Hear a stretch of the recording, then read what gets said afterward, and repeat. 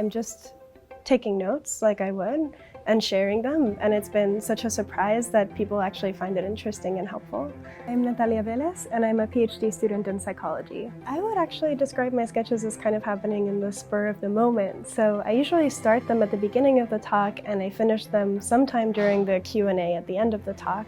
When you have to sketch the entire talk in one page, it really forces you to think about the underlying logic of that person's research and to really pick out what's most important to draw. Well, I just have always doodled, kind of helped me focus. So it still does when I go to talks. And I think that has kind of pushed me to think a little bit more deeply than if I was just typing notes. And so that helps a lot with memory. I got interested in cognitive science mostly by accident. So for most of my undergrad, I was actually studying fruit flies as a model of Huntington's disease. So really different. My research looks at social learning, which is how people learn from other people. In undergrad, my drawing dropped off a lot.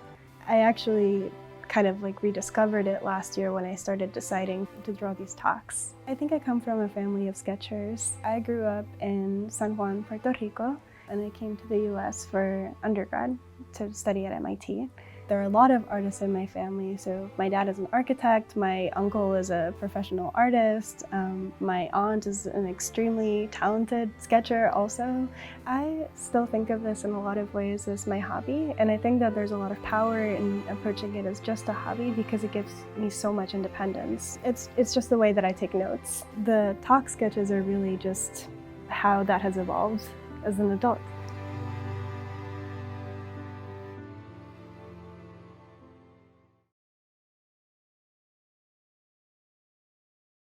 For more, please visit us at stanford.edu.